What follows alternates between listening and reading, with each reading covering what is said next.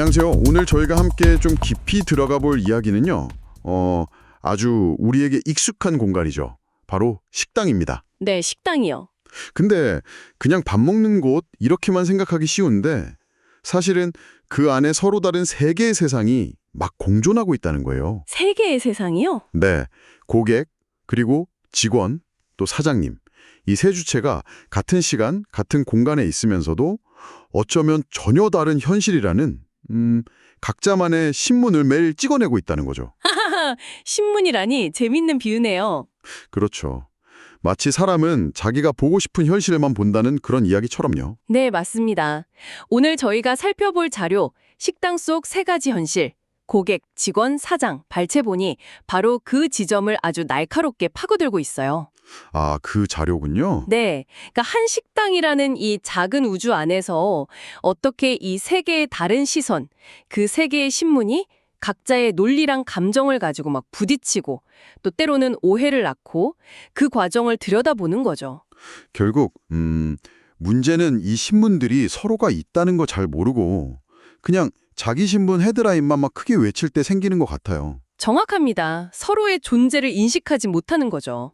그래서 이번 시간에는 각자의 세상을 좀 이해해보고 또 어쩌면 이 신문사들이 서로의 기사를 조금이라도 훔쳐볼 수 있게 하는 그런 실마리를 찾아보는 게 저희 목표입니다. 네, 좋습니다.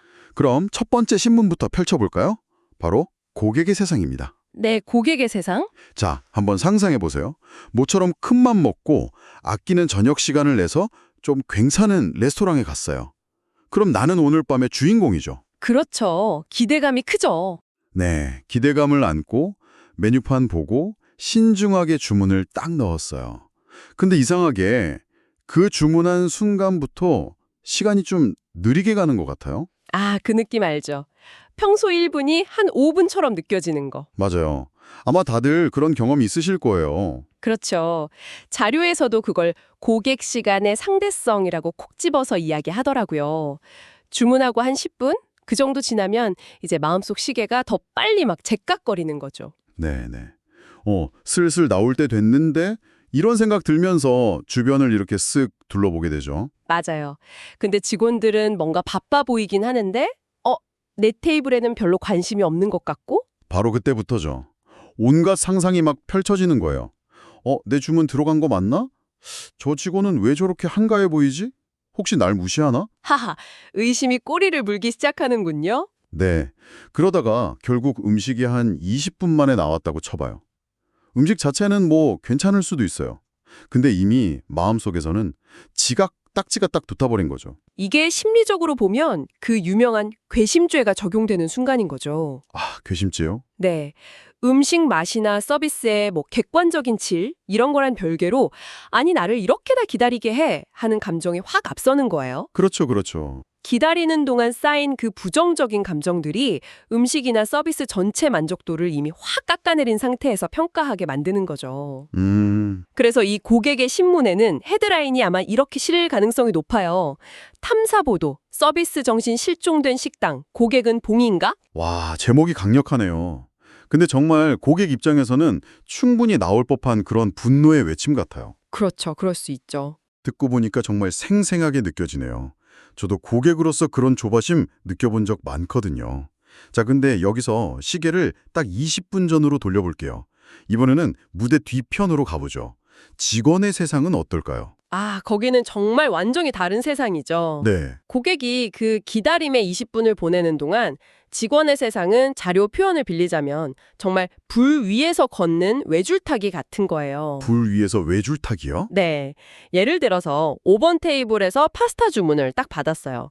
그럼 그 직원의 머릿속은 그냥 파스타 주문 접수 이걸로 끝나는 게 아니에요. 그렇죠. 단순히 그게 아니겠죠. 아, 지금 주방 밀린 거 생각하면 최소 15분. 그 사이에 7번 테이블 물 채워드려야 하고 2번 테이블 계산 도와드려야 하고 아, 맞다. 새로 오신 손님 안내도 해야지. 으악, 계속 울리는 저 배달 주문 알람. 뭐 이런 수십 개의 과제가 동시에 막 머릿속에서 폭풍처럼 돌아가는 거죠. 야, 그야말로 멀티태스킹의 극한이네요. 퍼즐 맞추는 것 같기도 하고요. 네, 자료에서는 이런 상태를 인지적 과부하 상태라고 설명하더라고요. 수많은 요구사항이랑 정보 속에서 끊임없이 우선순위를 정하고 또 동선을 최적화하면서 움직여야 하니까요. 정말 여러 개의 공을 막 동시에 저글링하는 것과 같아요. 그러다 보니까 고객 한 분 한 분한테 막 세심하게 신경을 못 쓰는 것처럼 보일 수도 있지만 네. 실제로는 여러 고객의 요구를 동시에 처리하느라 정신없는 전투 중인 거예요. 절대 고객을 무시해서가 아니라 정말 물리적으로 한계 상황에 있는 경우가 많다는 거죠. 그런 아슬아슬한 저글링 상태인데 그때 고객이 좀 날카롭게 저기로 이렇게 부르면 어떤 느낌일까요? 아, 그건 자료의 비유를 또 빌리자면 외줄 타는 고개사한테 갑자기 확 불어닥치는 돌풍 같은 거래요. 돌풍이요? 네, 간신히 유지하던 균형이 그냥 와르르 무너질 수 있는 거죠. 그래서 겨우 음식을 가져다 줬는데 고객 표정이 싸늘하다. 그러면 직원은 속으로 와, 나 진짜 1초도 못 쉬고 뛰어다녔는데 여기서 뭘 더 어떻게 해야 하지? 아니면 내 최선은 왜 항상 부족하게만 느껴질까? 이런 자괴감이나 소진감을 느낄 수 있다는 거예요. 아, 마음이 좀 아프네요. 그래서 이 직원의 신문에는 이런 헤드라인이 실릴 수 있겠죠? 현장 고발 감정노동의 최전선, 존중받지 못하는 오늘의 최선. 그들의 어떤 노고나 감정 소모가 담긴 제목이라고 할 수 있습니다. 아, 고객의 시간과 직원의 시간은 정말 그 밀도 자체가 다르군요. 겉으로 보이는 모습만으로는 알 수 없는 그런 서비스직의 고충이 느껴지는 것 같습니다. 네, 그렇죠. 자, 이제 이 복잡한 상황을 또 다른 각도에서 보는 존재가 있죠? 바로 사장님입니다. 사장의 세상으로 한번 시점을 옮겨보겠습니다. 네, 사장님의 관점. 사장님은 아마 카운터 뒤에서 매장 전체를 이렇게 쓱 훑어보거나 아니면 CCTV 화면을 계속 주시하거나 그것도 아니면 사무실에서 엑셀 시트랑 씨름하고 있을 가능성이 높죠. 맞습니다. 사장님에게 레스토랑은 그냥 음식과 사람이 오가는 공간, 이게 아니라 효율성과 수익성을 극대화해야 하는 하나의 시스템으로 보이는 거죠. 시스템이요? 네, 그래서 그분의 신문 일면은 늘 숫자로 가득 차 있을 거예요. 아, 숫자. 네, 고객의 그 주관적인 기다림, 나 직원의 육체적 감정적인 전투, 이런 것들이 사장의 세상에서는 전부 비용, 효율, 회전율, 객단가 이런 지표로 번역돼서 보이는 거죠. 예를 들면 어떤 식일까요? 예를 들면은 오늘 저녁 테이블 회전율이 목표치보다 7% 낮네. 아까 그 5번 테이블 손님이 한 20분만 일찍 식사를 마쳤어도 피크 타임에 한 팀 더 받을 수 있었는데. 이런 아쉬움이죠. 아, 단순히 아쉬움에서 그치지 않을 것 같은데요. 바로 해결책을 고민하겠죠. 그렇죠. 바로 계산 들어갑니다. 주방 인력을 늘리면 음식 나가는 속도는 빨라지겠지. 근데 월 300만 원 인건비 상승은 좀 부담스러운데 그럼 이 비용을 뽑으려면 객단가를 높이거나 테이블을 더 놓아야 하나. 이런 식의 끊임없는 계산이 머릿속에서 계속 이루어지는 거죠. 정말 복잡한 계산이네요. 여기서 자료가 또 흥미로운 점을 지적하는데요. 사장님도 물론 고객 불만이나 직원 고충 다 알고 있다는 거예요. 모르는 게 아니에요. 아, 알고는 있다? 네. 하지만 최종 책임자로서 이 모든 변수들을 다 고려해서 최적의 균형점을 찾아야만 하는 그런 딜레마에 놓여 있다는 거죠. 균형점이라. 네. 그러니까 단순히 직원을 더 뽑는다고 문제가 다 해결되는 게 아닐 수도 있어요. 늘어난 인건비 부담이 결국 음식 가격 상승으로 이어져서 오히려 고객 만족도를 떨어뜨릴 수도 있으니까요. 아, 그럴 수도 있겠네요. 이런 복잡한 현실 속에서 사장님의 신문은 이런 헤드라인을 자주 내걸게 된다는 거죠. 경영 분석, 최대 효율과 최소 비용의 아슬아슬한 줄다리기. 해법은 없는가? 생존과 성장을 위한 고민이 담긴 헤드라인이네요. 네, 맞습니다. 들어보니 고객의 만족, 직원의 행복, 그리고 사업의 지속 가능성, 이 사이에서 정말 끊임없이 줄타기를 해야 하는 경영자의 좀 고독한 현실이 느껴집니다. 그렇죠. 이 세 가지 현실이 이렇게 각자의 논리로 팽팽하게 맞서고 있다면 충돌은 정말 불가피해 보여요. 그럼 이 문제는 대체 어떻게 풀어야 할까요? 사실 이 문제의 본질은 서로 다른 현실이 존재한다는 그 자체에 있는 게 아니라요. 네, 그게 아니면요? 각자가 자기 현실만이 진짜라고 믿고 다른 현실이 있다는 걸 인정하지 않으려는 데 있다고 자료는 강조해요. 아, 서로 다른 신문이 있다는 것 자체를 모른다는 거군요. 그렇죠. 그래서 일단 서로 다른 신문이 있다는 사실을 먼저 인식하고 그 신문들의 헤드라인이라도 서로 좀 읽어볼 기회를 만드는 것. 거기서부터 해결의 실마리를 찾을 수 있다는 거죠. 서로의 신문을 읽어보게 한다. 이거 재밌는 발상인데요. 구체적으로는 어떻게 할 수 있을까요? 자료에서는 사장님이나 관리자가 이 세 개의 다른 현실 사이를 막 오가면서요. 서로의 입장을 설명하고 이해시키는 역할, 바로 번역가, 트랜슬레이터 역할을 해야 한다고 제안합니다. 번역가요? 네, 단순히 중간에서 전달만 하는 게 아니라 각자의 언어와 감정을 상대방이 이해할 수 있도록 적극적으로 번역해주는 그런 리더십이 필요하다는 거죠. 번역과 리더십이라 흥미롭네요. 예를 들면 어떤 모습일까요? 만약에 음식이 늦어져서 고객이 좀 불만스러워하는 상황이라면요? 아, 좋은 예시네요. 이때 번역과 리더는 직원에게 막 왜 이렇게 늦어? 하고 다그치기 전에 먼저 고객에게 다가가서 상황을 번역해 줄 수 있어요. 어떻게 번역을 할 수 있을까요? 예를 들면 이런 거죠. 죄송합니다, 고객님. 지금 주방에 저희가 예상치 못했던 단체 주문이 갑자기 몰려서요. 저희 예상보다 조금 시간이 더 걸리고 있습니다. 불편하시겠지만 조금만 더 기다려주시면 정말 감사하겠습니다.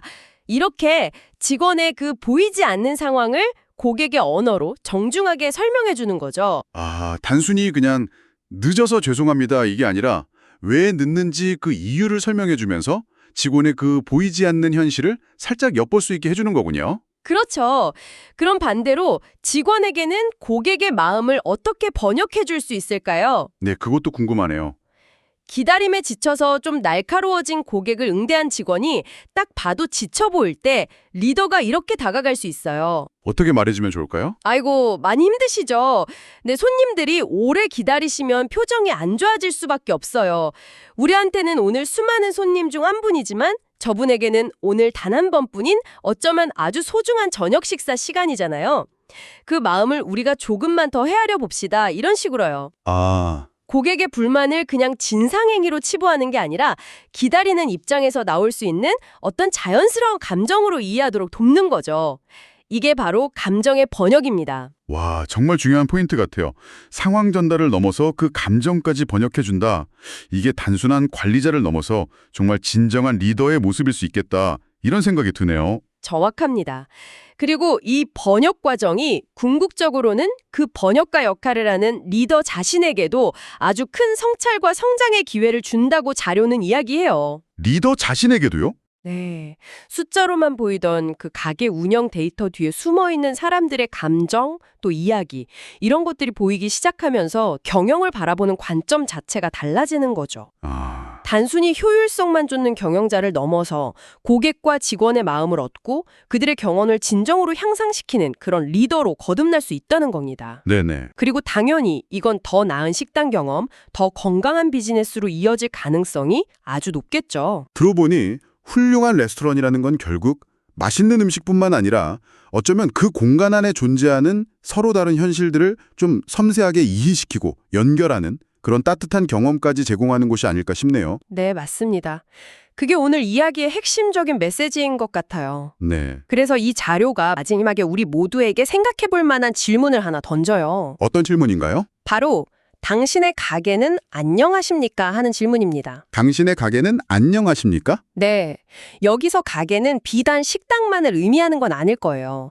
지금 이걸 듣고 계신 당신이 몸담고 있는 삶의 현장, 당신의 직장, 당신의 팀, 어쩌면 당신의 가정은 어떤가요? 혹시 그곳에서도 서로 다른 신문들이 각자의 헤드라인만을 너무 크게 외치고 있지는 않나요? 하고 묻는 거죠. 아, 정말 곱씹어 볼 만한 질문이네요. 내 주변의 가게들은 과연 안녕한지, 그리고 그 안에서 나는 어떤 역할을 하고 있는지, 혹은 어떤 번역가가 될 수 있을지 좀 생각해 보게 됩니다. 맞습니다. 어쩌면 우리 각자가 속한 그 작은 세상에서 조금씩이라도 번역가의 역할을 해나간다면 서로 다른 현실들이 조금은 더 부드럽게 만날 수 있지 않을까요? 네. 그것이 오늘 우리가 함께 탐구한 내용의 최종적인 지향점일 것 같습니다. 오늘 저희가 함께 깊이 탐구해 본 내용은 식당 속 세 가지 현실, 고객, 직원, 사장이라는 글을 바탕으로 재구성해 봤습니다.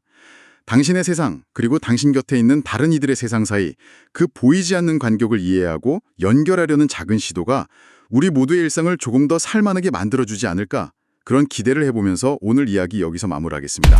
네, 수고하셨습니다.